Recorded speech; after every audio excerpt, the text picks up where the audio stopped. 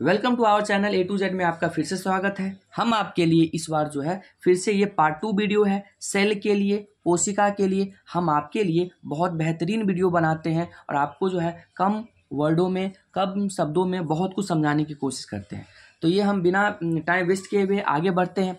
हमारा जो हमने इसे लास्ट जो आपको पढ़ाया था, जिसमें हमने लास्ट बताया था प्रोकैरियोटिक क्या होता है, यूकैरियोटिक क्या होता है, यूनिसेलुलर क्या होता है, मल्टीसेलुलर क्या होता है। तो आज इससे हम फर्दर आगे की बात कर लेते हैं। इसमें हम कुछ डिफरेंस फिर से समझने की कोशिश करते हैं प्रोकैरियोटिक से और यूकैरियोटिक की, जिससे आपके सारे डाउट क्लियर हो जाए। जैसे कि दे रखा है प्रोकैरियोटिक की अगर हम बात करेंगे तो प्रोकैरियोटिक का जो साइज होता है वो हमारा 1 से लेकर के 10⁻⁻6 मीटर के बराबर होता है। ये तो पहला इसका साइज के बारे में।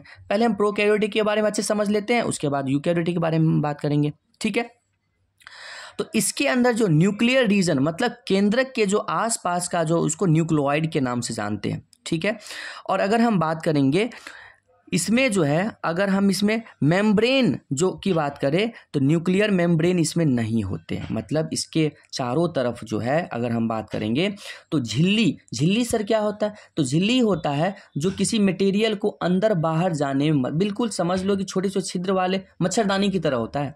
मच्छरदानी की तरह होता है। ये क्या करता है, किसी भी मटेरियल को अंदर बाहर आने में मदद करता है। ठीक है, तो ये इसमें नहीं होता है। ठीक है, और अगर हम बात करेंगे प्रोकैरियोटिक हमेशा यूनिसेलुलर ही होता है। मैंने आपको पहले समझाया था। डैट मीन्स प्रोकैरियोटिक की अगर हम बात करें तो यूनिसेलुलर का मतलब क्या होता है, ये हमेशा एक ही कोशिकाओं से मिलकर के बने होते हैं। दूसरा, इसमें जो है एक ही प्रकार के क्रोमोजोम होते हैं, इसमें अलग अलग तरह के क्रोमोजोम नहीं होते। ठीक है, इसमें अलग अलग तरह के क्रोमोजोम नहीं होते। उसके बाद हम बात करते हैं आगे, तो हमारे पास है नेक्स्ट क्या, न्यूक्लियस। इसमें न्यूक्लियस एब्सेंट होते हैं, इसमें न्यूक्लियस नहीं होता है। ठीक है, इसमें नहीं होता है, न्यूक्लियस नहीं होता है। आगे हम करते हैं। अब यूकैरियोटिक में उसका उल्टा कर, इसमें अगर की बात करें 5 से लेकर के 1 ये माइक्रोमीटर के बराबर होता है। ये कितना होता है साइज, 5 से लेकर के 100 माइक्रोमीटर 5 to 8 माइक्रोमीटर होता है।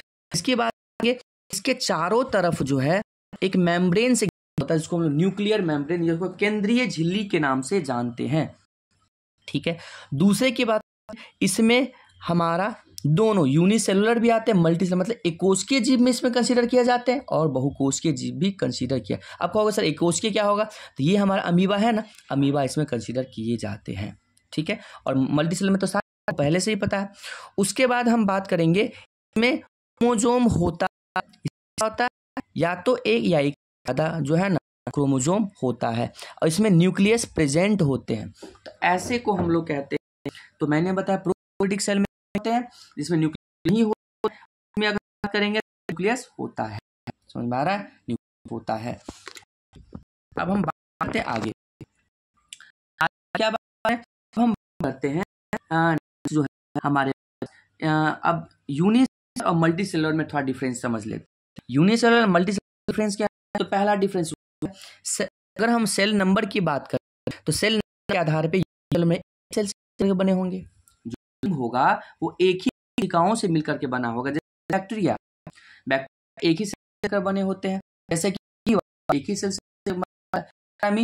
एक ही सेल से मिलकर बने होते हैं, एक ही सेल से बने, सारे कुछ एग्जाम्पल है। मल्टीसेलुलर की बात करेंगे, एक ज्यादा सेल से मिलकर बने होंगे, जैसे कि देख एक से ज्यादा सेल से बने होते हैं।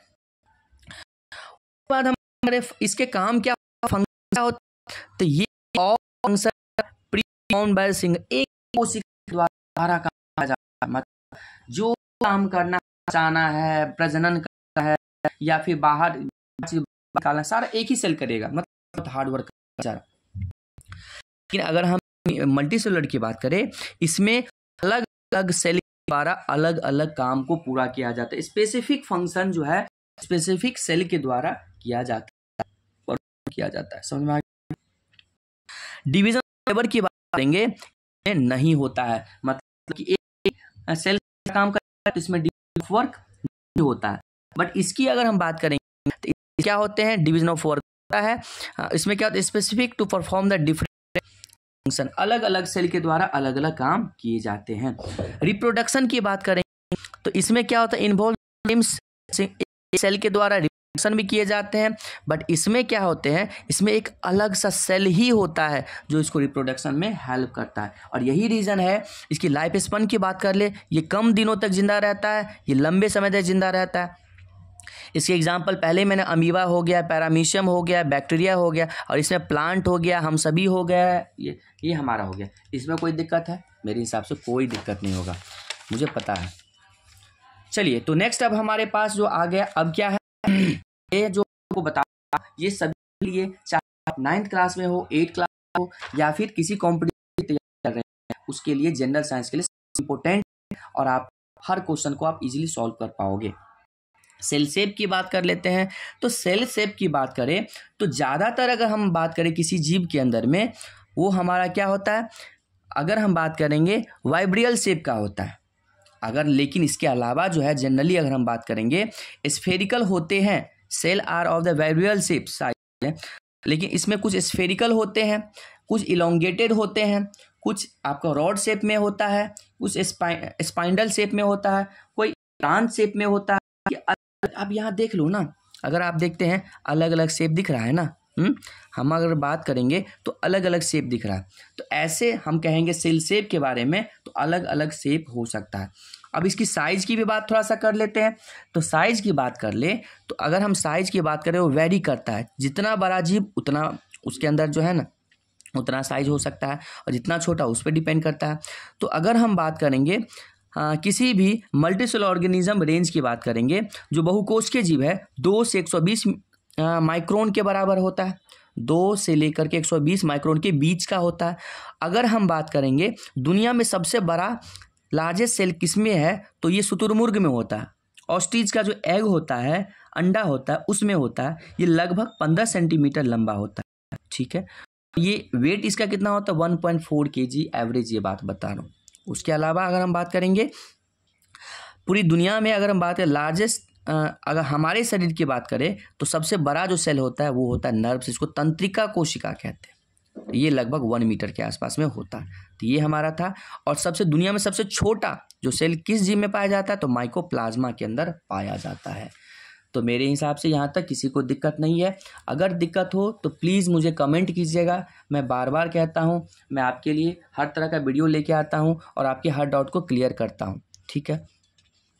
हम बात करते हैं सेल की। तो सेल जो है हम बात कर रहे थे, तो सेल के कंपोनेंट क्या होते हैं। तो पहला हमारा होता है, अगर मेन कंपोनेंट की अगर हम बात करेंगे तो सेल के अंदर में पहला होता है प्लाज्मा मेम्ब्रेन, दूसरा होता है न्यूक्लियस, और तीसरा साइटोप्लाज्म। सर इसका हिंदी क्या, प्लाज्मा में प्लाज्मा झिल्ली हो गया, दूसरा अगर हो न्यूक्लियस में केंद्रक हो गया, और साइटोप्लाज्म इसको कोशिका द्रव्य के नाम से जानते हैं।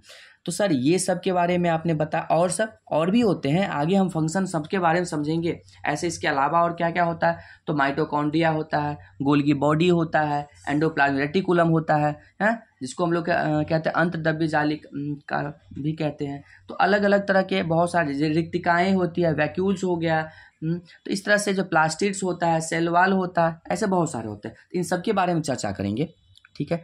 तो हम देखते हैं आगे, हम एक एक करके अब समझते हैं। तो ये हमारा अब जितने भी कंपोनेंट हैं इनके बारे में से, यहाँ तक कोई दिक्कत है तो प्लीज़ मुझे बताइएगा, सब्सक्राइब कीजिएगा। मैं आपके लिए बहुत ही छोटी वीडियो बनाते हैं ताकि आपको अच्छे समझ में आ जाए। Thank you for watch my video, और इसको प्लीज़ मेरी चैनल को प्लीज़ सब्सक्राइब कर देना। Thank you.